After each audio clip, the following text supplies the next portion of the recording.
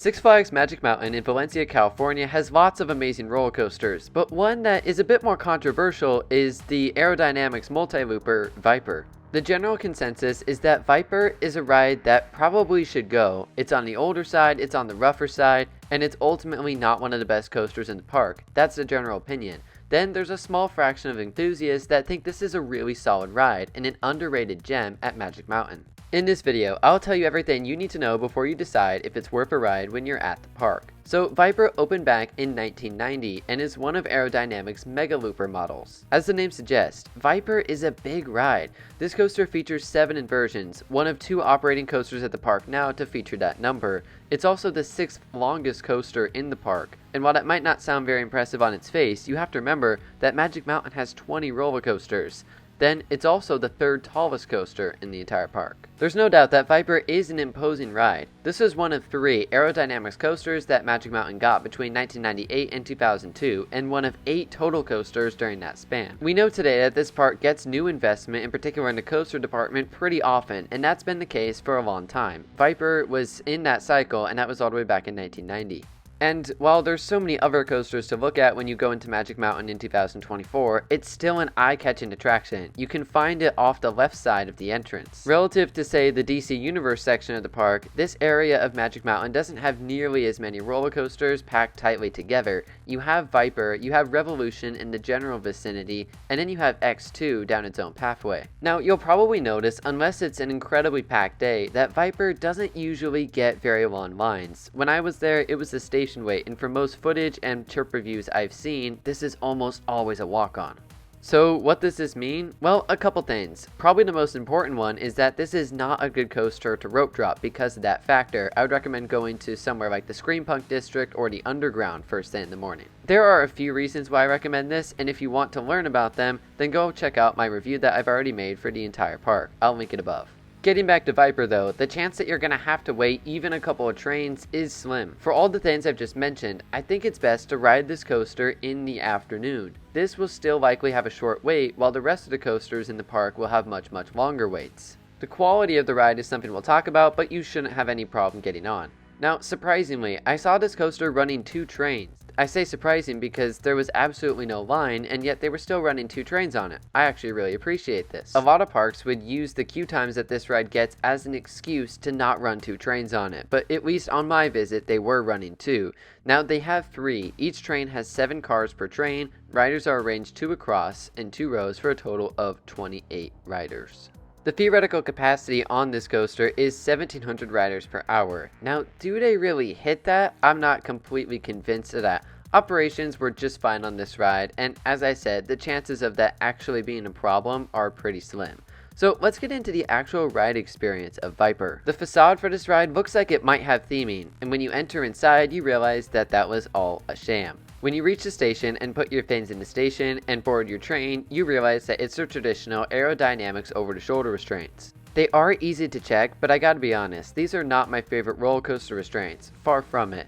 They have absolutely 0 padding, and for someone who's taller like myself, they come down pretty hard on your shoulders and can really press down during the ride experience. This is a problem with other rides that I've ridden that have these same restraints as well, so it's not just Viper. When you dispatch out of the station, you go directly up your 188-foot tall lift hill. To your left, you get an excellent view of the rest of Magic Mountain. Maybe it's just because it's an older chain lift, but for whatever reason, this lift hill takes absolutely forever to reach the top. But eventually you make it, level out briefly, and then twist to the left in your 171-foot tall drop. You quickly build up significant speed, and I assume this is where you reach your top speed of 70 miles an hour. Maybe this is a controversial take, but I think this might be my favorite part of the coaster. The speed you build up is appreciable, and even though there isn't any airtime, it's still a nice drop. And as you saw from the POV, if you're closer to the back, you really get pulled through this element. You then fly up into vertical loop number 1. This one stands an impressive 144 feet in the air. Of course, the loop itself is not 144 feet round, it's a relatively tight loop. However, it is 144 feet in the air. That's pretty impressive, and it's actually one of the tallest vertical loops in that sense in the world. You then turn left and go into another vertical loop, this time 90 feet tall, and immediately fly through another, this one 62 feet tall.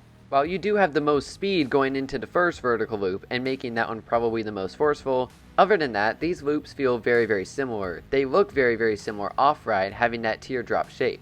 I don't have an exact G-force number on this, but these are relatively forceful. And in general, I would say that this is the best part of Viper. Everything before the mid-course brake run is the best part of what this coaster has to offer, and there's a major reason for that which we'll get to in a little bit.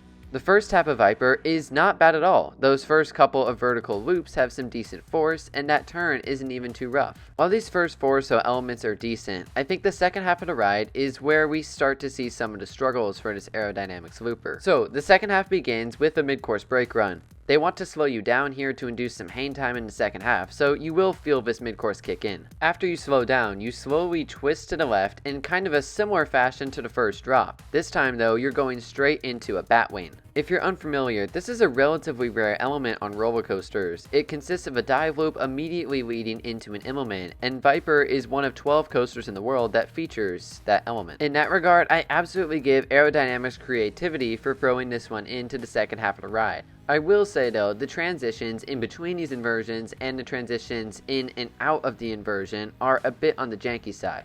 So too is this nasty trim break that follows. Not only are you sideways for this moment, making it feel a bit unnatural, but it also jerks you back harshly. You might not really be able to tell from this POV, but just trust me when I say it's there. You then turn to the right and go into back-to-back corkscrews, both of these standing 40 feet in the air. From a jerkiness perspective, these weren't too bad. The transition out of it is a bit uncomfortable, but the corkscrews themselves are just fine. That's every inversion on Viper. You level out for a moment before dipping harshly down to the left. Of all the moments on Viper, this I actually found to be one of the more uncomfortable ones. You then twist up to the right and into the brake run. This ends the 3,830 foot long coaster.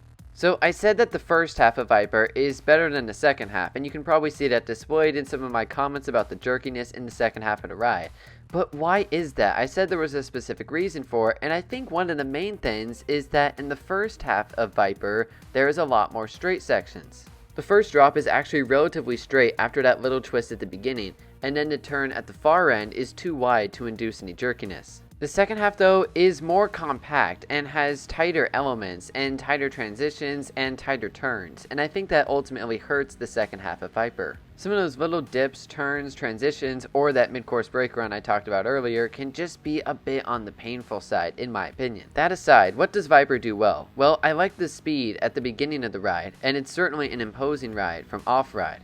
Also, I think the inversions themselves, once you're actually upside down, are all pretty good, and there's a little bit of hang time on some of them to be had, and some force on some others. The not so fun part is just going in and out of those inversions, in particular in the second half. So, for Viper's final score, this is a bit of a tough one. I'm ultimately going to give it a 4 out of 10. And I know this is lower than some other coaster enthusiasts. I think Viper does some things well, but I ultimately can't look past the roughness. This is one of the lower scores I've given to a coaster on a review, because while I think it has some good parts, it ultimately is a very flawed experience. And part of that is just because of its age. On that note, it's a good time to talk about the future of this ride. There have been rumors for years now that Viper is on the chopping block. While I don't think Magic Mountain is actively looking for a reason to remove Viper because it seems to be a relatively reliable ride, I do think that if they need a big space to put a brand new roller coaster, they might look Viper's way. Despite my qualms with it, this is still not something I really want to see happen because I appreciate the history that this ride has and its notoriety in the 90s and the theme park industry as a whole. I'm always saddened to see parks remove their old classics, even if it's not my personal favorite ride in the park. But then again, look at this coaster's ridership and look at that piece of land that a new coaster could take up. That is a prime piece of real estate. So do I think that Viper will be removed from Magic Mountain's lineup in the near future? Let me put it this way, if they can avoid it, I think they will, but if this is the only place where they can put a coaster of the scale that they want, then I think Viper could be the next one to go. So there are my thoughts on Viper at Six Flags Magic Mountain in Valencia, California. Do you agree with my thoughts, or do you think this is an underrated ride in the state of California? Let me know down in the comment section below. Thank you so much for watching, and I'll see you next time.